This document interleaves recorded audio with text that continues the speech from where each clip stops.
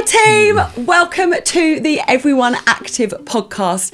Team, I am one of your hosts, Jo Hancock, and I am flying solo this week. Michelle, we miss you, but I am going to welcome our guest. This is Rory Golden. Hello. Hi Rory, how you doing? I'm good, thank you for having me. Oh, Appreciate thank you it. for being here. So team, episode 7, we are going to be talking about strength training and muscle growth. So I thought, what better person to rope in than Rory? So Rory, how long have you been a personal trainer for? Coming up to 8 years now, I think. So you trained yourself, you train clients, and I also know that you compete. And I've got a funny feeling you placed in a competition a fair few years ago. Yeah, 2019, so a little while back now. Came second in the qualifier, the men's novice, qualified for the British and the European finals.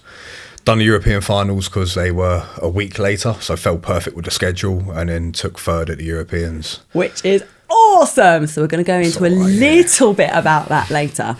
But I would say, because Rory and I have worked together at Westminster Lodge, and a lot of Rory's clients go to him because they want to be able to build strength and build muscle. So that is what we were talking about today. We're also going to hopefully be able to bust some myths. Had a few questions in, so we'll be doing that. And also, I'd really like to be able to simplify down the terminology that is sometimes associated with what we do 100%. and definitely in terms of how we grow our muscles. Definitely. Yay! Definitely. Are we ready to do this? Let's rock and roll with it. Let's do it. Let's do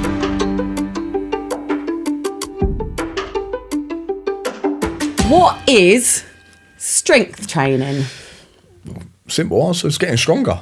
Getting stronger, using mainly compound movements, so the bigger movements in the gym that are working more than one muscle and perfecting them over a period of time and getting stronger on them certain lifts. So a compound move is also probably a word actually that gets thrown around. What is the definition of a compound move?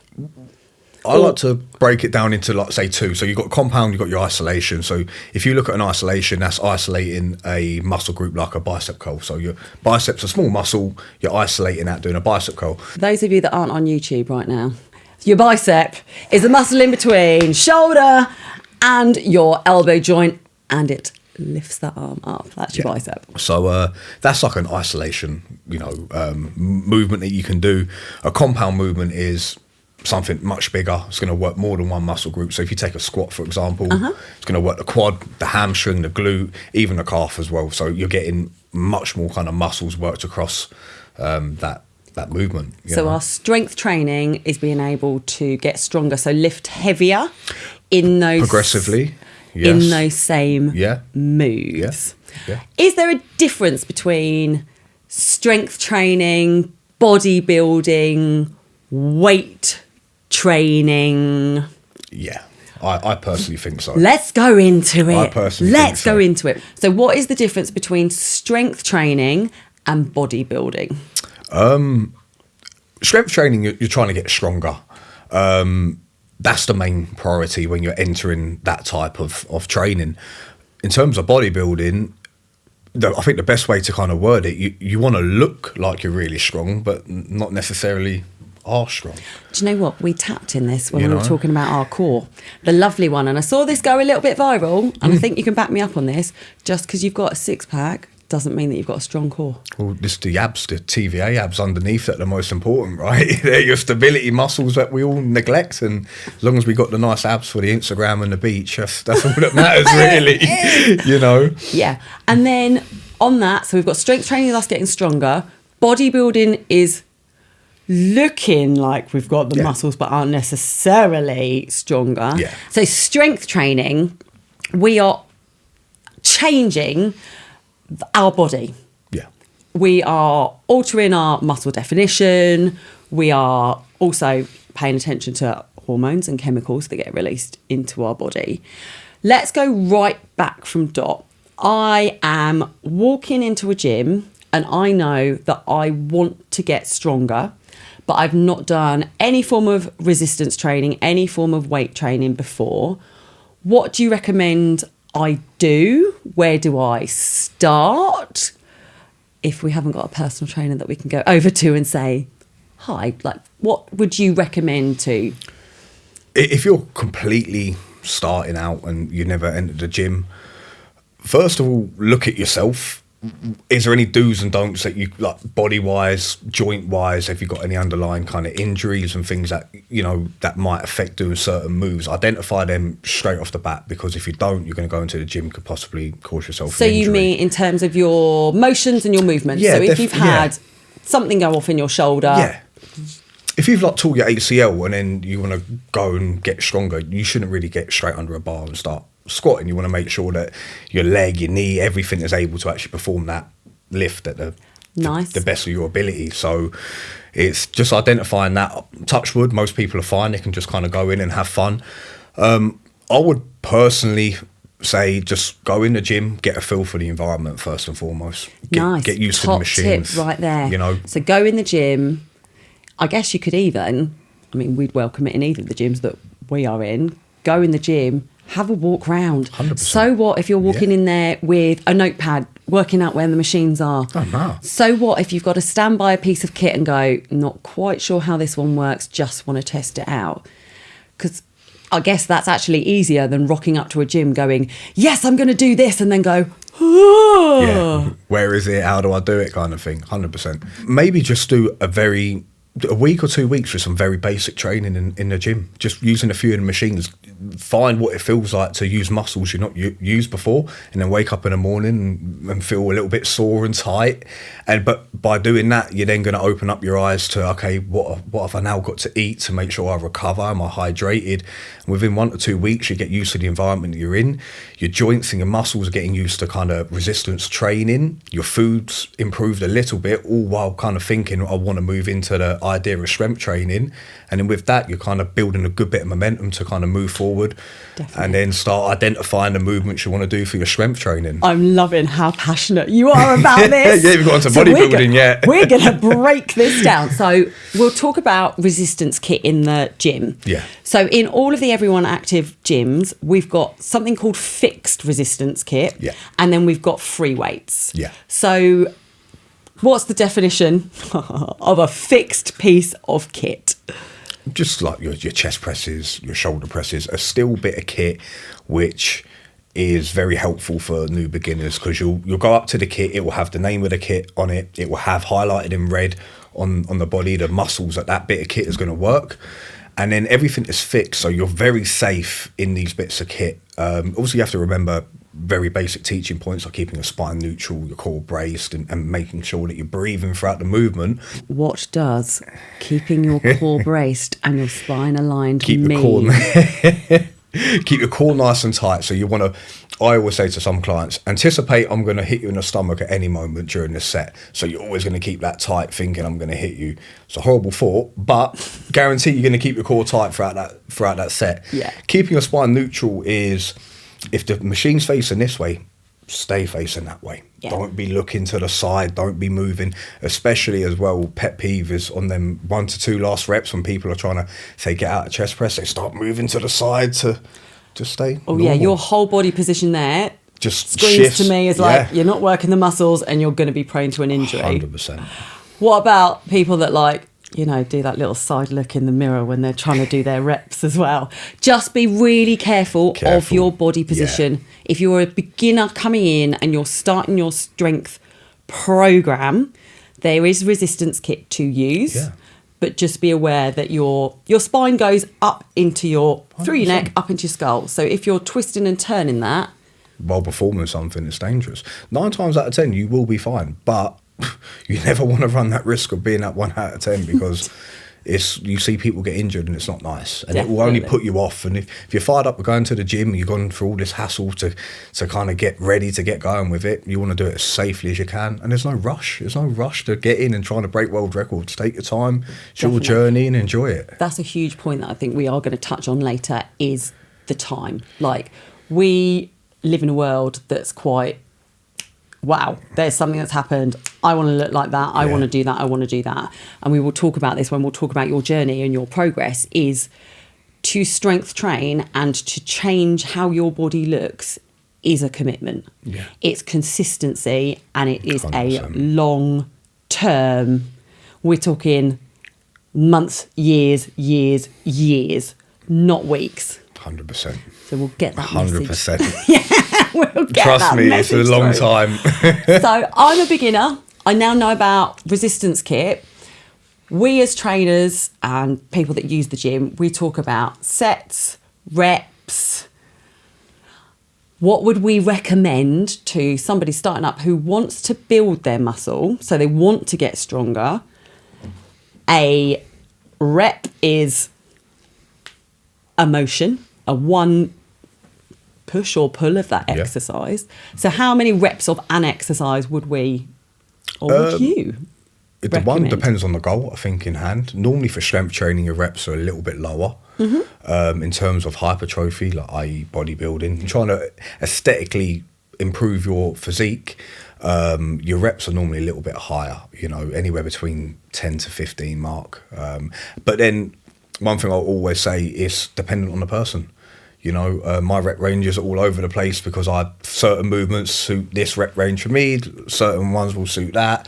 I respond better to this doing that, and over time you then start to kind of distinguish what works for yourself better than other things. You know, Yes, no, and that's with your consistency and your years. Well, that's the beauty of this journey. You know, it commitment. never stops. It's great. You're constantly learning and adjusting things. As a trainer, so you've got a client coming over to you, you know that their goal is to increase their overall strength. Yep. So we're not targeting an area, they just overall want to get stronger. On the sessions that they're not with you, they're more comfortable using resistance kit. Yeah. How many reps roughly are you going to ask them to do?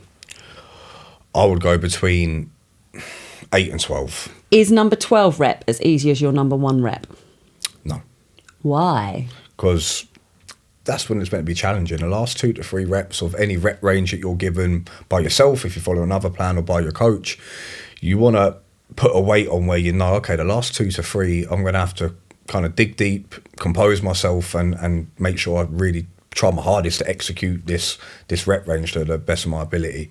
Yeah. So we say, and when you are on that machine, you will know by the time that you've got to rep probably 3 or 4, whether you've set that weight too light or too heavy. So if it's too heavy, you've got to 4 and you're like, there's no way I'm getting there. I need to decrease it down. 100%. If you're going to 4 and you're like, I could do this all day long, then you're not going to be hitting your target of strength training, because you're not going to be, should we say the word, damaging your muscles by the weight. Because we do, don't we? We 100%. Talk to me about the muscle. What do we do to our muscles to strengthen them? You tear down the muscle fibers, whatever muscle, say take a chest press. Throughout the whole workout, you're tearing down them fibers. But then the most important process will take place outside of the gym, and making sure your nutrition is correct to repair those muscle fibers, but not only repair them, but to make them a little bit stronger. So next week, you're a little bit stronger, you tear them down again, and then that same process just takes place week after week. Keeps going. I'm going to come back to that. So we've done our reps. How many sets of those reps? I'm a big fan, and just personally speaking, I'm a big fan of 2 sets at the minute. I used to do stupidly 4 or 5 sets. You find, I think, for anyone on any level training, when you're doing 4 or 5 sets, your standard of sets are going to decrease dramatically over that, you know, the latter sets. It just will. You're not going to hold yourself to a higher accountability of execution in terms of your training. I like the 2 sets because I'll do one which is a little bit heavier than the other, but I know mentally I've got 2 sets. I make sure that I work up to my working weight. I'm warm, I'm ready to go, and them 2 sets are all out to the best of my ability. 4 or 5 sets, a little bit too much. Your standard will start to drop. Mentally, you'll start to lose interest, and then recovery as well. It's going to be hard to recover from that many sets over a workout over a week. And that is a huge commitment to ask for a beginner, even anybody that trains, let alone top of your 100%. game. I struggle with 3 sets, never mind 4 or 5. Like, what? I ain't got time for that. So let's get technical. Talk to me about what does actually happen to our muscle fibers, and how do they then repair? Well, MPS. I think What is MPS? Oh, you're testing me here. It's been a while. So muscle protein synthesis. So it's basically where your body starts to repair and grow muscle tissue, and that's down to just you have an amino acid called leucine, which elevates MPS. The other 8 amino acids in your body will then start to repair those muscle fibers over time, along with obviously the protein that you're putting in through your food and glycogen through carbohydrates. All these things will kind of bind together and recover Aren't our bodies muscle incredible? tissue. Aren't our bodies They're amazing. Incredible. So in order to strength train, team, we are actually breaking down your muscle fibers so they come back stronger. Yeah. And that is when you will feel, here we go with another acronym, DOMS. Oh, What is DOMS, or what are DOMS? delayed onset muscle soreness. So delayed onset of muscle soreness. That is if you've seen somebody that's done a leg workout and then they're sitting down having a coffee, or indeed trying to get out of the car, which I think has just happened to us outside the studio. Yeah. It is oh no, I can't stand up. It's the ache of the muscle that basically lets you know You've worked. You've definitely trained. With a beginner coming into strength training, you're probably going to get that feeling pretty soon. Oh, yeah. Top tips for getting past that, how to operate feeling it, maybe how to not let it get too much within that first time, because we don't want to stop people. 100%. Yeah, definitely. So any top tips? For me, log in what you do. So if you create a baseline and go, right, I'm going to do 2 sets on everything for the first week, and I would probably recommend not doing a week straight in the gym, maybe doing 1 day on, 1 day off. Nice. So giving your body plenty of time to recover throughout your workouts. Like I said, there's no rush to do this. You know, you want to just do it as safely as you can and think of the longevity of what you're getting yourself into. So log in what you're going to do. So you're doing your 2 sets, and at the end of that kind of first training week that you've done, you could then see, right, how did I feel? What days was I more sore than others? How long did it take me to recover? And then with that, you can then make any adjustments moving forward, and just going from the data that your body's giving you, just then start to, you know, personalize your training plan to suit yourself and your body and your body's recovery capabilities, you know. Definitely. And as we've said, our bodies are amazing.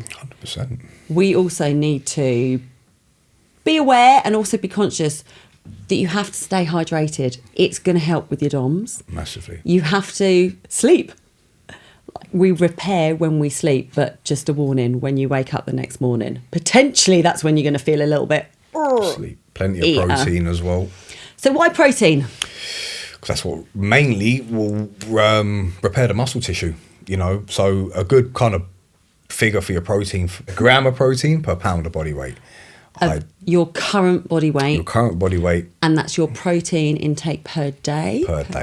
Per day, yeah. So if you weigh 170 pounds, you ideally should be consuming 170 grams of protein to facilitate your body's mass. So when we are strength training, everybody wants to look like they've got the part, but not necessarily are stronger from it. It's really important, and I want to emphasise this point, and I know you do too, food and getting the amount of correct calories in you is so important if you want to undertake muscle growth. Yeah? Because if you're in a calorie deficit, what are the chances of you being able to grow your muscles? 0. There we go. Say that again.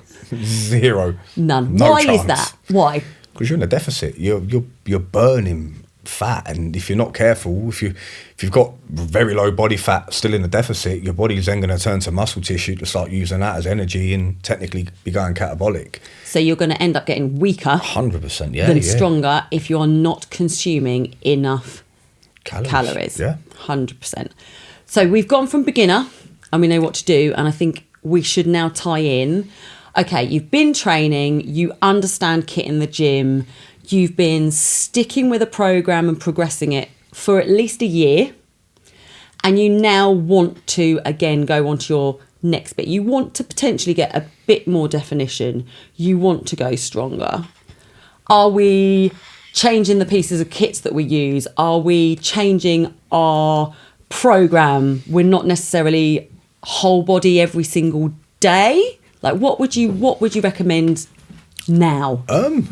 First, I think like what you said, what are you currently doing is finding out what you've done for that period, what you've liked, and where you kind of want to take it. So changing up bits of kit and machines are great because you're going to get a novel stimulus from different bits of kit. And that's novel stimulus basically means your body is going to react very different to you using different bits of kit because it's new. If we talk about when we started off, we were in a chest press resistance machine. Yeah. Okay, maybe by the end of the year, we might now be lying on a bench and pushing a barbell. Yeah.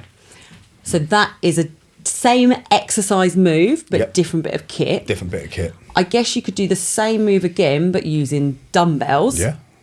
So then your stability is also off. So again, you're potentially hitting different muscle fibres. Yeah, it'd be a completely different feel. And, you know, like you said, 3 movements, all kind of work in the same muscle, but going to do it in very different ways and have very different effects on the body, definitely.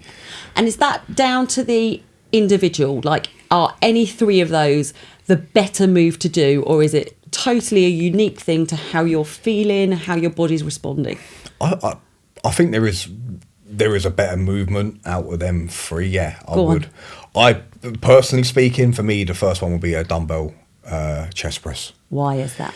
Because more stability. I personally love dumbbells. I get a much better response using dumbbells. But also as well, when you're doing a chest press, you want like your arms to come across your body as well to activate. Can you just angle to the cameras and do that again? What camera are we looking at? This one here? There we go, yeah. This one here. So you're coming across, so you're getting all the muscle fibres across your chest being activated. On other bench presses and machines, you might not get like a full activation across that kind of pectoral muscle. I guess also, if we've gone from beginner to now, it's becoming our lifestyle. Yeah. It's really common to have a stronger side of your body.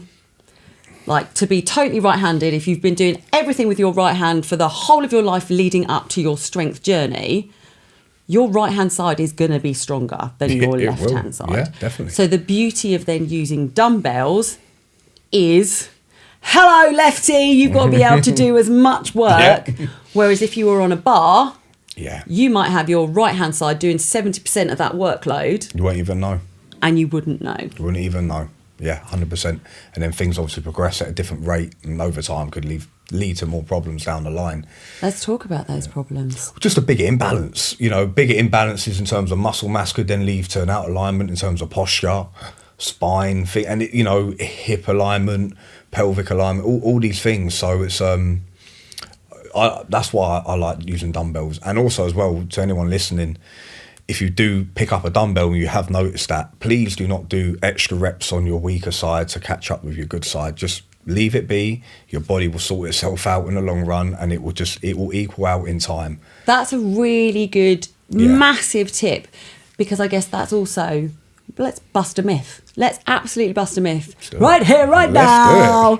So if I've got a weaker side, let's say my right side is a lot more dominant, I could do 15 reps on this, but then I know I can't do 15 on my left, so I'm maybe going to use a different weight and do 20. What's that going to do for me? Create big imbalances, very big imbalances. You're better off matching your stronger side to your weaker side. So if you're doing single arm stuff, if you take a lateral raise, so like a side raise, for example. Okay, so this is lifting, holding a weight in your hand, and then lifting your arm up from by your legs up to shoulder height. And slow releasing it back down again. Okay, lateral raise. So you take that, very common, I see people, they might have a 6 on this side and then an 8 on this side because they're trying to strengthen up this right side. It's not as strong as their left. Just grab the 6 in both hands. Whatever you do on your weaker side in terms of rep range, match it with your stronger side. There was a top tip, and I don't even know if he knows that happened. Start with your weaker side. That was the tip. That was the tip. Yay! So start with your weaker side. Yeah. Get to that point where you're like, I've got no more reps on this side. Yeah. and then equal it with your good side. Don't go past it. Yeah, don't go past it. Don't, and your body will catch up quick. Your body's very good at adapting to things, and it will cotton on to what you're doing, and it will adapt. And before you know it, you'll be fine. So we're on our strength training journey.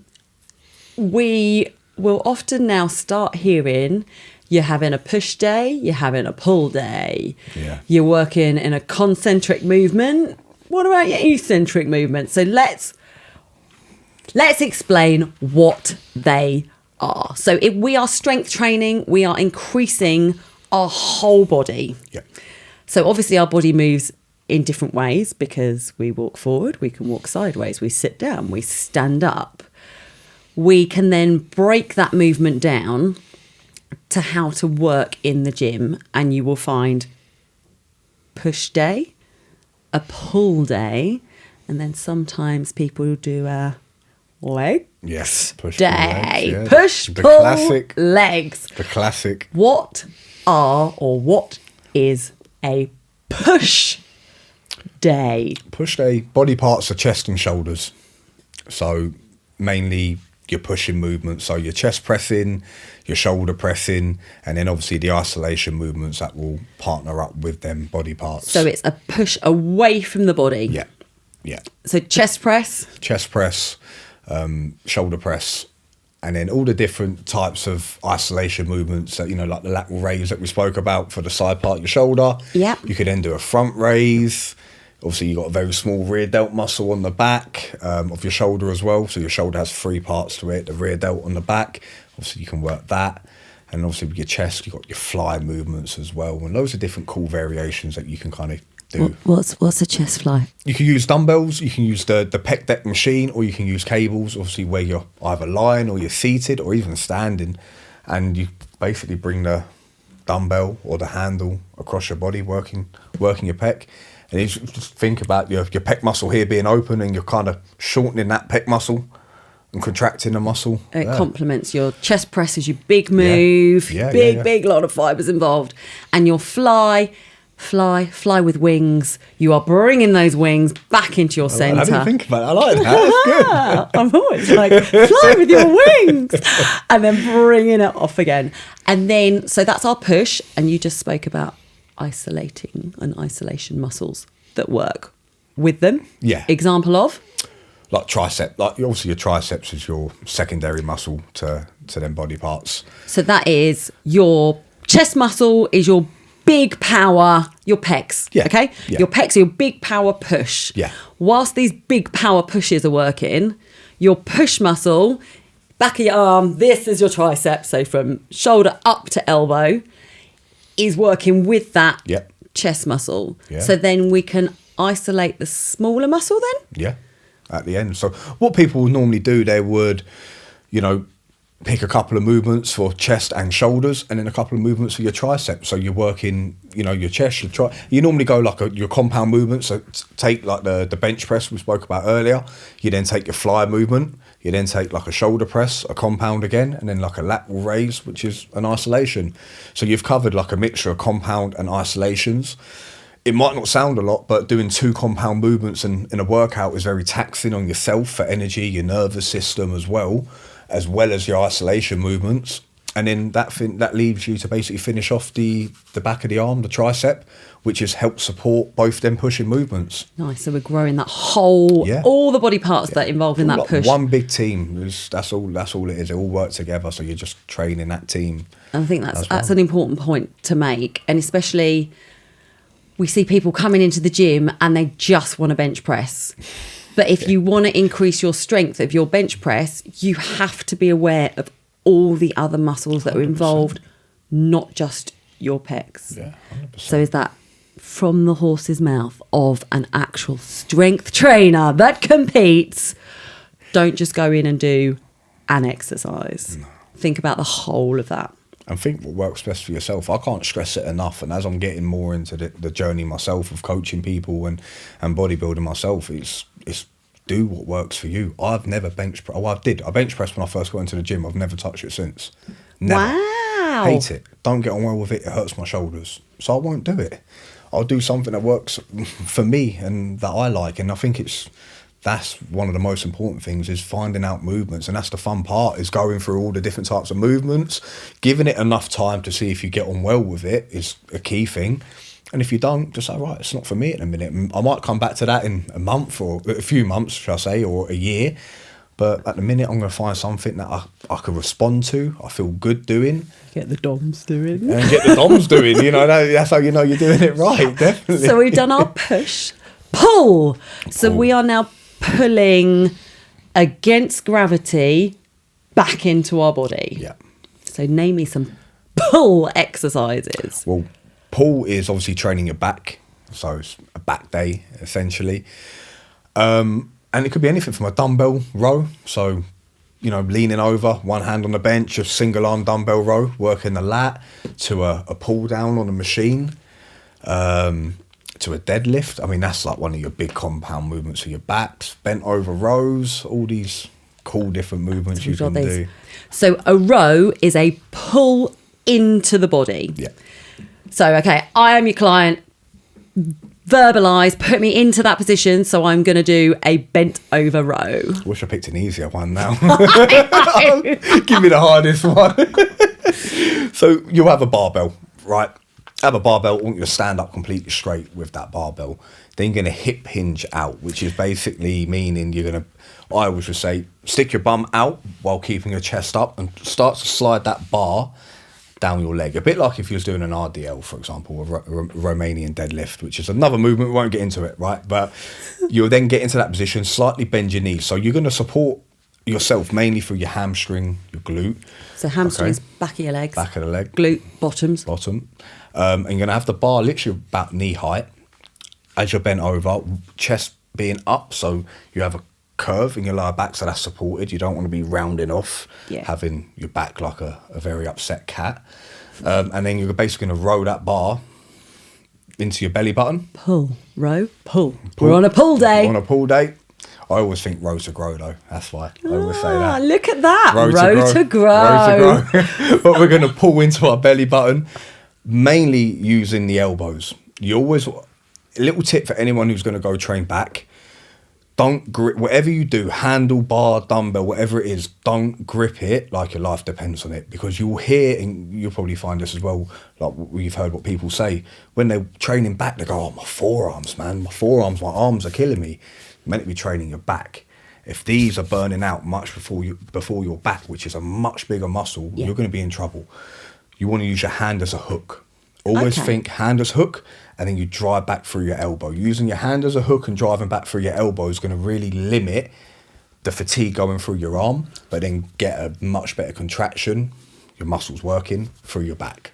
So it's little tip. Little tip. Little tip. If you are, though, gripping onto this weight for dear life, is that also a sign that you are potentially lifting too heavy? It could possibly be a sign, yeah.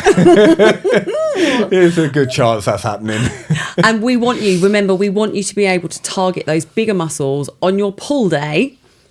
So if you aren't working effectively and you aren't doing that full range of motion, so Rory coached, I'm going a bar from my knees, it's being pulled up to my belly button. If my forearms are burning out, I'm not actually going to get that bar near to my belly button. So I'm not hitting the full range of my back muscles. And then you'll find as well, some people will then overcompensate in other areas to try and move that bar. So when you're trying to work a muscle, you don't want to shift the weight. The weight needs to be moved correctly using their muscle fibers. So if things are too heavy, what you'll find, people will try to compensate that by jolting, moving. It then becomes a very unsafe movement. And you're also, like you said, you're not hitting the muscles that you're trying to hit, which is the most important thing. Yeah, so lose the ego, team. It took me a while to figure that out as well. Oh, there's your honesty. Trust me, it took me a very long time and a few injuries later, but yeah, it happens. Thank you for being real. Totally. It is what it is, though. Totally. And we've all been there. Yeah. We've all done that. And please 100%. Also don't think that just because you see a trainer with the perfect physique or a trainer that lifts all day long, their journey will include learning the hard way, injuries, bad technique. And then it's from that you've been able to grow as a trainer through experience, and literally you've been able to grow your body. Yeah. Okay, we've done push day, we've done pull day. hit me with a leg day. Leg day. Can't beat a good old leg day. Where do we start? Where do we start? Leg days. You trained legs with me before. They're messy. Let's do a deadlift. I love a deadlift. I do love a deadlift. Cool. Yeah. But leg days are the ones that I would say a top tip. Plan into what the heck you've got to do for the rest of the week. Yeah. Because once you've got those DOMs in your legs, if you have then gone, my goodness, I've got a huge commitment of walking up and down X flight of stairs at work because I've got to get this deadline done. Yeah. There. You're going to be in trouble. It's going to be a long day. And mentally, if you're going on your strength journey, get your head around the fact that you do need to do leg day. And your leg day is probably going to hurt you the most. It should. If you're doing it correctly, it should hurt the most. Okay, let's get that out there now. There we go. You know, don't skip legs. Don't skip legs. Don't skip legs. We're whole body. Yeah. Whole body. But it improves your upper body as well. Training legs improves the growth of your upper body, testosterone being released, and also gives you a much better physique, much better foundation as well to do other lifts with. You know. Okay. We'll go with your top 3 leg moves, not your favourite, your top 3 for if you were with a client who've been resistance training for a year and they want to progress their strength. The squat's got to be the first one. The squat, the Godfather movement. I'd say an RDL, get your hip hinge in. RDL. Romanian deadlift. Okay. So it's a bit like when we was trying to set up that bent over row. Mm-hmm. It's pretty much something along those lines, isn't it? And I'm trying to think logically, but I'd have to throw in a leg press as well. So leg press, we are on a piece of kit. We are sitting down, our legs are up, and we're pushing the weight away, but we're also not letting that weight slam back into us because it's that weight coming back towards our body. So our legs are fully in use. Yeah. The whole way, the concentric and eccentric part of the movement. The eccentric part, which is technically known as the negative part, it's the most important part of any movement. It will get you the strongest in that movement that you're doing if you control the negative. Say that again. It's the negative part of the movement that makes you the strongest. Ooh. Yeah. That's when my ego went out the window. That's when I started realising I had to change a few things. Let's do 3 examples of that. So leg press. Yep. You push the weights away. Yep. So then the negative is that weight coming back down into you. And the slower you do it, the more you're working, tearing muscle fibres. 100%. The tension going through your legs. I always have a rule. It's a minimum of a 3-second negative. Minimum. Have to do a 3-second negative on everything nice top you tip do. There. Because if 1, 2, 3 isn't very far, isn't a fast count. Mm-hmm. So it's, or should I say, isn't a slow count, right? So it's not like every set or rep you're going to be doing, a 3-second negative is like, oh wow, this is really long, really boring and very taxing on my body. It's a good base to kind of have. But then if you really want to emphasize that phase a little bit more, add 4 or 5 seconds, you're going to really notice the difference. And also, from a safety aspect, you don't have to put half as much weight on. You do a 4 or 5 second negative on a leg press, guarantee you're lifting half the weight you've got on there currently. But yet you'll get off feeling like you've lifted double the weight that you've ever lifted before. Huge tip. Yeah. Okay, next one, we spoke about it, lat raise. So raise. we've lifted that weight lifted up to shoulder height is a hard move. Yeah. But we're either going to let gravity pull it or control it down. We do Rory's top tip, 3 seconds. 3, 2, 1. So I'm like, whoa! Yeah. We're working on the way back down. Third one, example. Bicep curl. Up. Can't pick a better one than that. And then slow on that way back down. Yeah. And you'll feel mechanically that load being on that muscle that you want to be working. And you start to feel that, and then you'll get that kind of pump feeling after doing a set of, say, 12 reps. You're like, wow. And once you kind of get that feeling, then you know, right, I should be feeling that now through every set I'm doing, through every body part I train.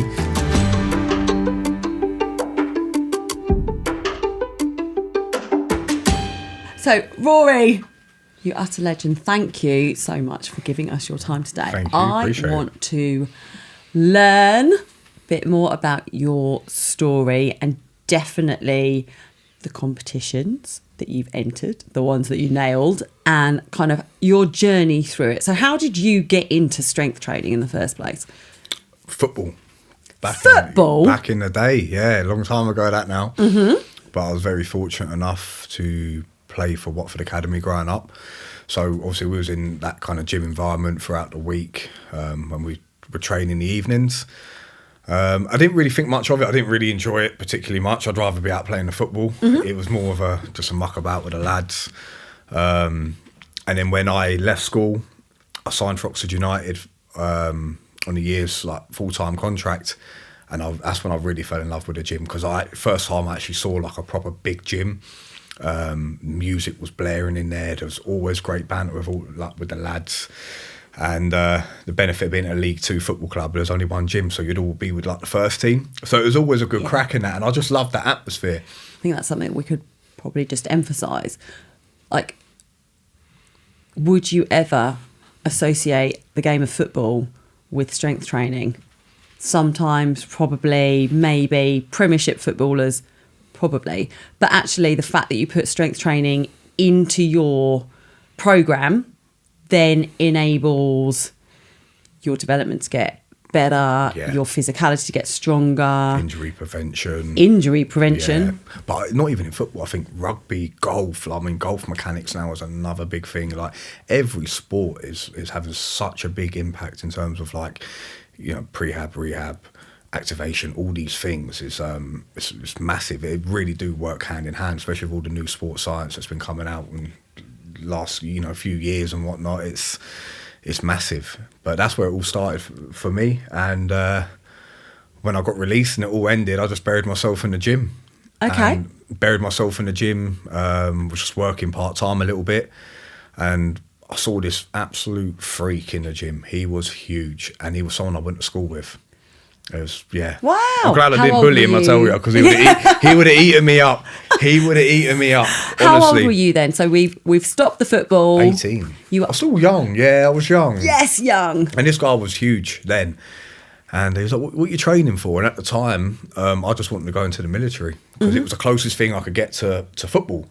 All the lads, kind of same vision, same goal, all the banter. And he was like, come train with me, man. I was like, okay, yeah, whatever you say, yeah. Give me a date time, I'll be there. And we trained shoulders for 3 hours on a Saturday evening. I remember my first ever bodybuilding session, 3 hours. I mean, it's ridiculous. I'll never do it now. But I was just doing... Oh, my gosh! I was just doing what I was told back then. I was too scared to say no. So, but I got the bug for it. Mm-hmm. And that was it. Before I know it, I was buying the whey protein, the amino acids, the pre-workouts, and went to a bodybuilding gym because I really liked that type of environment. And it was the best thing I'd done, because it taught me gym etiquette very early on, putting your weights away. Putting your weights where? Away where they belong, and not on the floor or on the other side of the gym where people have to go looking for them. But it obviously wasn't a commercial gym. It was a family gym. And it was, loud music, graffiti on the walls, big guys, heavyweight, but everyone was really nice. And obviously you start asking questions, how do you get big arms like that? Try this. How do you get a big chest? Try this. Well, what are you eating? Try eating that. And before I knew it, I was just like, I don't even want to go work part-time. I just want to train all the time. Mm-hmm. So I was like, well, go get a job in a gym. And then 8 years later, I'm in a gym, got business, and everything's kind of rocking and rolling, no complaints. So when did you decide, because as long as I've known you, you've always really enjoyed lifting weights, getting stronger, building yourself up. When did you decide, you know what, I'm going to set a goal and I'm going to compete? Like, what was that little, I'm going to try and do it? Or was it just I need a goal and let's go for the top? It was that. I think looking back, it was definitely that now. Like, I need something to always work for, otherwise I just get bored. And the thing is, with bodybuilding, it's never done. You can always perfect, always get better, always get stronger. But remember Luke Mitchell, who used to work with us in the team? Obviously, he competed, didn't he? Yes, he done men's physique, and he was the one who said, I'm doing a show in April, why don't you just jump in and do a show? So I didn't have a clue. I was like, no problem. So I prepped myself for the show, my first ever show. Went down to Portsmouth, all tanned up. When we say prep yourself, so Rory and I worked in the same gym, and we spoke earlier about the commitment that it takes to do this. You would be doing 2 to 3 training sessions a day. Yeah. Your food intake would be next to nothing. And you're like, Mrs. Right. Yeah. But your commitment to your journey was phenomenal to watch. Absolutely phenomenal to watch. And so you got your mindset, you whole body trained. Like, there's no way you were doing a 3-hour shoulder session without then compensating doing other muscle groups. A lot of it was cardio, though. That's the thing. I'd do cardio for like an hour in the morning. A lot of cardio. Okay, why? It was my fault because I didn't seek a help of a professional. I'd done it all wrong. So I wanted to get lean, and I'd made the biggest mistake. I took all my food away from me and ramped up all my output. So I loads of cardio. And I was like, I'm going to get shredded. The problem was, metabolically, I hit a brick wall. My body stopped working because it's going, no, you're taking a mick now, mate. Like, we're doing a bit too much. So then the only way to get around that is to then up it more. And then it's whether you're going to make it to the show or not. It's like, what comes quicker, you collapsing or the show? But it was my fault how I done that because I didn't know what I was doing. Yep. And that's why I placed 14th out of 15 boys. And it was the best thing that happened to me because I got my backside kicked. I felt embarrassed. I felt stupid. I didn't belong up there. I felt I let a lot of people down because I told a lot of people, I'm going to do a show. And, okay, right, now if you want to do it, then learn how to do it properly. So I seek the help of my first coach.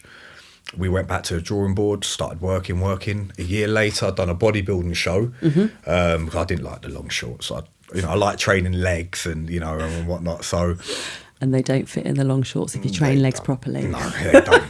They don't. And I come, I think, 8th out of 14 that second year.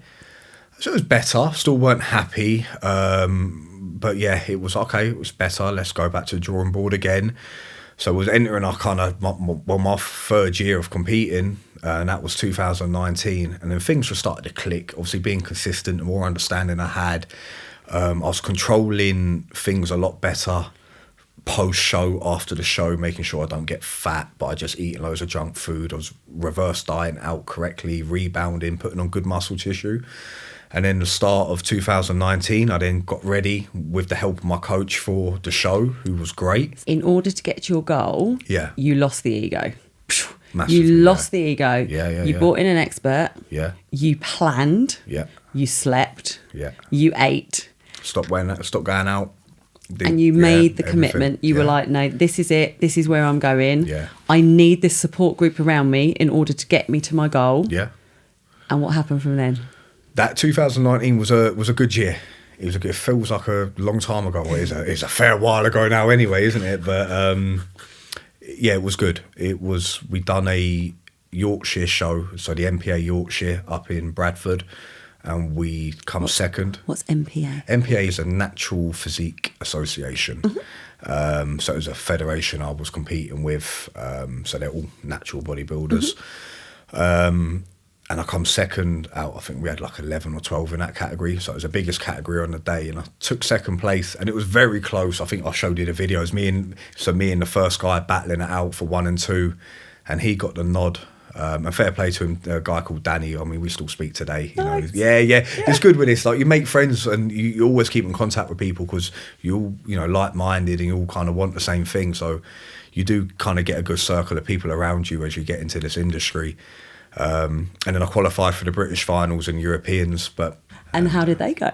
I done the Europeans because the Europeans was a week after that show. Wow. And the British was like, I think 6 months time. So in terms of like bringing my body up to a level to hold and then dip back down mentally, I was gone as well. I basically peaked for that first show. Yes. With no intention to do anything else other than that year, because I knew I needed to take time out and start to grow because I was way too small. But I'd done the Europeans, took third place, which, is cool. It's not... And, I've trained for first, and I need to make sure I'm going to say it's blooming amazing. It's all right. It's amazing. It could have been 2 places better, That's how I look at it. But the experience of it all, unfortunately, I mean, the year before it was in Spain, the year before that it was in Belgium, that year it was up in Manchester. So, you know, I didn't... No travel with it. I didn't get no travel with it, you know, just my luck. But you placed, which is cool. phenomenal. It was awesome. And I'm guessing on that journey, because you experienced it, you experienced overtraining, you experienced the wrong training, you experienced an ego kick, you experienced and I don't mean to be rude, I'm a 19-year-old, I know it all. 100%, yeah. And then all of a sudden you had this 100%. big old shake up. Yeah. And it improved you as a personal trainer, it improved you as a person, and then it improved your program because you were able to call on experience. Yeah. And so where's the journey gone from then? Well, now 35 kilo heavier, so a lot of food later, a lot of sessions later, and a good 3.5, 4 years now. Yeah. And we're going to go back again to that key point that it is consistency, and strength training is a long-term commitment. It is. We'll talk about this now because I see it in the gyms that I go into, and I mean, you're in the gym either training yourself or you are training clients, so you are in the gym now more than me. Yeah. And I think it's brilliant, but there is a big generation of people that are now in the gym, which is phenomenal. Mm-hmm. But that generation rely, not everyone, but a lot of that generation rely on information that they found on the internet or following somebody on Instagram or an unqualified fitness influencer. Blah, blah, blah. Top tips for safely training when you are 17, 18, 19. Leave your ego at the door. Don't leave it too late, because I caught a couple of nice injuries trying to show off and be the big man. It's hard because it's difficult at the minute to see where the industry is heading, honestly, because people train for a matter of a week or so, and now they get a fitness account straight away. Then they're starting to preach to people and all this stuff, and it's like you just got to go back to your basics and think, okay, what am I training for? Why do I want to train? Why am I coming here? And what am I looking to get out of it? And identify that, give yourself a goal, and then with that, ask someone, because you can watch and I was watching every YouTube video under the sun. I completed YouTube, you know what I mean? Completed it with all the people I was watching. I read all the Flex magazines. You know, I was lucky enough to be in a good gym with some very good bodybuilders, able to speak to them, and I still had no clue, because it was just bits of information. No one actually sat me down and said, right, look at you, this is what you need. You need to go away and do this. So if it means investing in a coach for 2, 3, 4 months, it'd be the best investment, because then you'll just fly moving forward. Yeah. And in our Everyone Active gyms, you'll find this in a lot of the centres, that there are strength and conditioning personal trainers, coaches, specialities are that. You're not going to mind, and I know because it's Rory, if somebody wanted to ask you 10 minutes, can you just help me with your top tip? Yeah.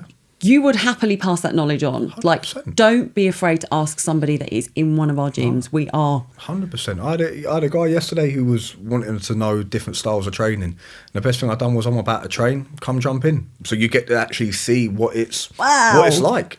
Just feel what it's like, see the different style of training. Okay. And you'll learn more by doing something like that. Ask questions along the way. But he was like, no, I get it now. I see what you're doing here, blah, blah, blah. And it's like, my way isn't the right way. It's just the way that I like. Many people use it, many people don't. And there's millions and different ways of doing things out there. Just find the one that's for you, and don't all chill round a bench press trying to beat each other's 1 rep max record. You know, it's doing you no favours whatsoever. Definitely. And I think the importance is, like, we know that sometimes it's difficult to approach people because, like, if you've got it on the end of a screen, well then, you know what, let's do it. Of course. But we're dealing with our human bodies, and we are born to communicate, and there's people out there who have the expert knowledge. So listen to the experts, listen to those who are qualified, and gain their experience. Like, it's 100%. Invaluable, absolutely invaluable. Before we go, what are your favourite 3 strength training moves? Squat. A squat. Deadlift. A deadlift. Oh, that's a tough for the third. I don't know. I'm just trying to think what I like doing at the minute. I'd say a T-bar row. I'll chuck a T-bar row in there. What's a T-bar? Oh, I wish I never said that. I'm good at doing them, explaining them. That's another story. So a T-bar row, a T-bar is a handheld piece that we put on a cable row machine. Yeah. The close grip. Yeah, that's right. Yeah. Yes. I was confusing myself for a second. That's all right. See, that's what we're here for. Teamwork. So we've got your squats, we've got your deadlift, and we've got a T-bar row. Yeah. Why a T-bar row over any other form of row? I just like it. I like it. It's harder, but I love the harder movements. I prefer the bigger compound movements. I believe that's what's going to build the most amount of muscle, most amount of dense muscle tissue, and it's just a movement I get on well with. Please don't do a T-bar row if you have a bad lower back. FYI. Leave it well alone. There's plenty. Just do a close grip seated row, on a machine or something. But yeah, it's just one of my favourite movements. I like it.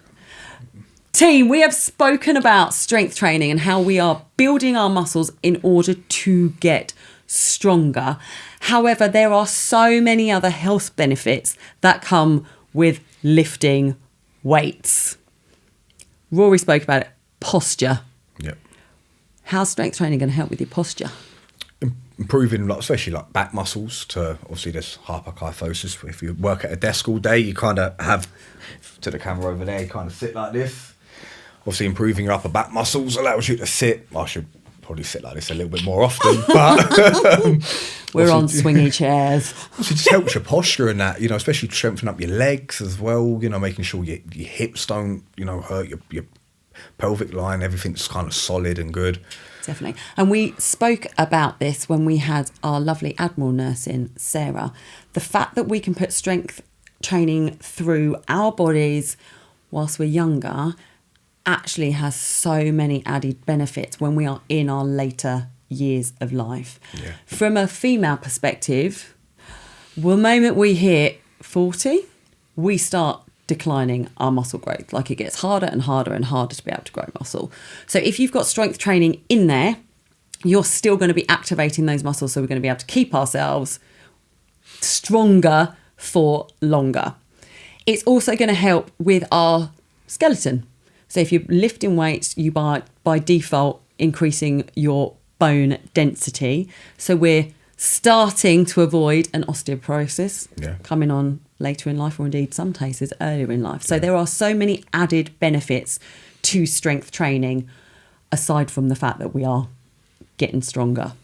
Whilst I've got you here, let's do some little myth busting. Let's do it. So on the floor, I'm going to say it's a common question. I don't want it to be a common question.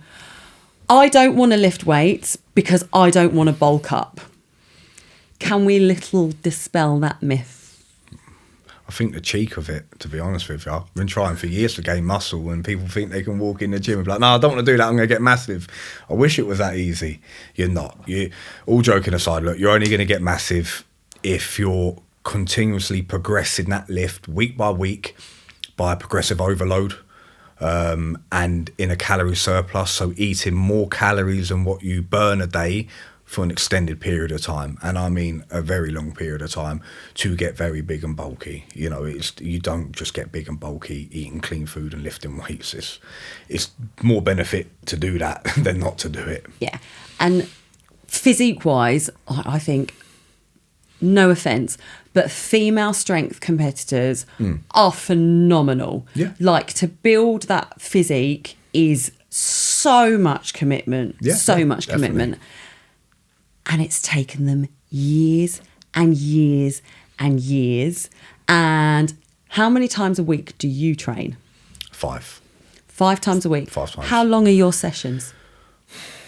I'm in and out within 90. 90 minutes? In and out within 90, yeah. Big, heavy weights? Yeah. Smaller, reps, as in number of reps. Yeah. But your food, you count, like you know how much you're consuming. Yeah. It's part of your plan. Yeah. On the food point, sleep. Talk about recovery. So you aren't training. Everyone would be like, oh my God, he's training 4 times a day. He's training every single day. But you've just highlighted that you actually aren't. So should we myth bust that now? Of course. The thing when you're leading up to a show, and if anyone's going to watch this who's competed, they'll understand what I'm going to say. If you're behind schedule, then you have a lot of work to do. Hence the 2-3 times a day, and I was doing it all wrong. In 2019, when I was doing it correctly and I actually done half decent, I was doing 45 minutes of cardio a day, my training in the afternoon, then I was done. That was it. People assume that in order to build strength that they need to be training like 5 times a day all the time. They've left no time for themselves, but let alone that body to recover. So do you need to train 5 times a day? No, not at all. Not at all. And talk to me about the importance of recovering. Recovering is everything, because you don't get stronger, you don't grow muscle while you're training. It's when you're outside of the gym resting, that's when you actually start to grow. And you have to listen to your body. I know I can't train more than 3 days. If I try and train that 4th day, I'm wasting my time, because I've got nothing to give. And when you start training over time, your standards are high. You know, the loads that you're lifting are high. This is where I need to be when I'm training. So I know 1, 2, 3 days on, my 4th day is always off, 1, 2 back on, then I'm off again. Then I repeat the cycle. Nice. So you are actually letting your body have that 100%. Recovery time, because recovery, repair, and that is when we grow. Females, I'm going to put this out here, and I know Rory preaches it, and I know a lot of trainers that preach it. We have a hormone cycle. Okay, we have a hormone cycle. Do not knock yourself if on week 4 of your cycle, you are not physically lifting what you lifted on week 2. There is a very big reason for that. Your hormones are totally different. Our menstrual cycle will dictate our hormone levels in our body, which by default will affect our strength. And I know that we get to do another episode on this later on. Yay! But please, girls, don't knock yourself on that. And also a point to make as well, when you are on your period, when you are on that week, mind your rep ranges, mind your range of motion, because we are more prone to injury. Adjust accordingly. Absolutely. And sleep though, for guys, I mean, if you don't sleep 8 hours a day, I don't know the actual percentage, but you lose a massive amount of actual testosterone production that following day because of the lack of sleep that you've had. And it started to catch up on me, living the life of a trainer. I mean, we're in the gym at 6 and I'm not getting out much before 7 at night. With your training in the day, by that 3rd day, you're like, I really started to notice I was getting very tired, didn't really want to train on that 3rd day especially. And then I've just trying to be a little bit more productive in gaps throughout the day to get things sorted, like my food prep, blah, blah, blah. So I can actually get in bed maybe an hour and a half earlier and get to sleep. So get off your phone, get to sleep. If you're serious about making some changes and performing at the highest level you can, make them necessary changes. And sleep is something you could definitely improve. Since I've improved it, I've noticed a big difference. A big difference in everything. So, power of sleep. 100%. Our bodies they need sleep. Yeah.